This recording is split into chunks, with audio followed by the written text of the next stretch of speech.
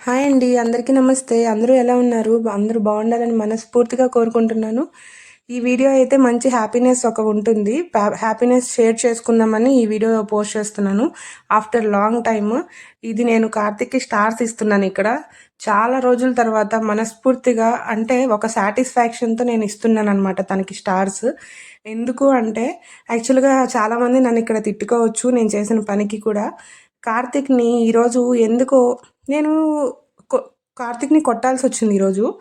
ఎందుకు అంటే నేను అందరికీ గత డిసెంబర్ నుంచి మే నుంచో కార్తీక్ 1-150 నంబర్స్ వరకు రాయడం నేర్పించానండి. వర్ణమాల అమ్మ, ఆవు అన్నీ రాస్తాడు. ఈవెన్ లా బండిర వరకు కూడా రాస్తాడనమాట. అలాగే యాపిల్ టు జీబ్రా వరకు కూడా రాయగలడు.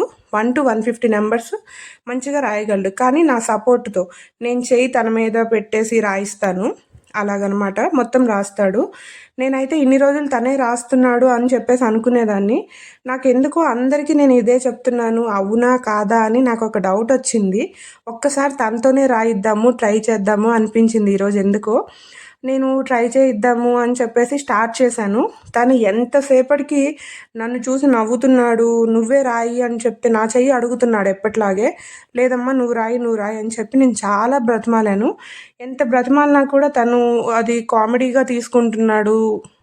ఎలా అంటే నువ్వు చెయ్యి ఇచ్చేయి అని చెప్పేసి. నేను బాధపడుతున్నా తనకు తెలియడం లేదు. నేను కోపంగా చూస్తున్నా కూడా కొంచెం భయపడుతున్నాడు. కానీ నా చెయ్యి మళ్ళీ మళ్ళీ నా చెయ్యి మళ్ళీ మళ్ళీ అడుగుతూనే ఉన్నాడు. ఎందుకు ఇలా చేస్తున్నావురా, ప్లీజ్ రా రాయిరా అని చెప్పేసి ఎంత బతిమాలినా కూడా తను చేయలేదనమాట. నువ్వు రాయాల్సిందే కార్తీక్, నువ్వే రాయాల్సిందే అని చెప్పేసి ఎంత ట్రై చేసినా కూడా లేదు లేదు నీ చెయ్యి ఇవ్వు అని చెప్పేసి ఇంకా డైవర్షన్కి వెళ్తూ ఉన్నాడు. లేదు అని చెప్పేసి నేను ఇంకా భయపెడదామని చెప్పేసి బ్యాట్ అయితే తీసుకున్నాను. ఆ భయపడి బ్యాట్ని పక్కన పెడుతున్నాడు కానీ తను రాయడానికైతే అస్సలు ట్రై చేయలేదు. ఒక్కసారి ట్రై చేద్దామని చెప్పేసి 2 దెబ్బలైతే వేశాను. చేత్తో కూడా వేశాను. ఎందుకో తెలీదు ఒక్కొక్కసారి మన లిమిట్ కూడా దాటిపోతుంది. అది నా ఈగో హర్ట్ అయిందో తెలీదు.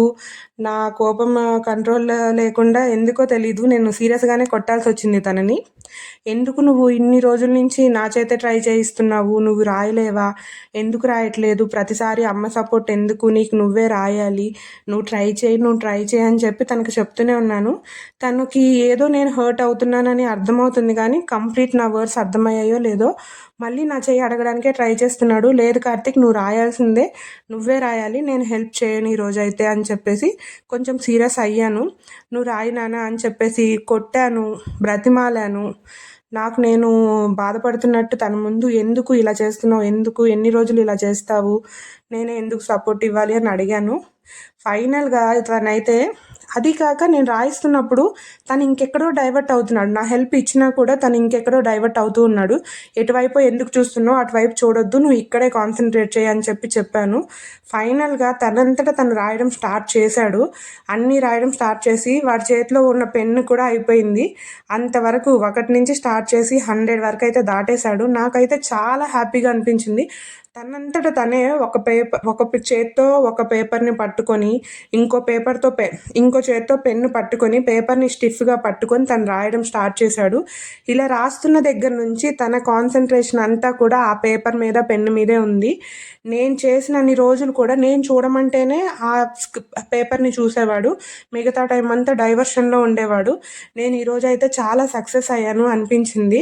ఇన్ని రోజులు కష్టము ఈరోజు సక్సెస్ అయ్యాను అనిపించింది. మీరు కూడా ఇలాగే అవుతారని చెప్పేసి హోప్ పోగొట్టుకోకుండా ఉంటారని చెప్పి మనస్ఫూర్తిగా కోరుకుంటున్నాను.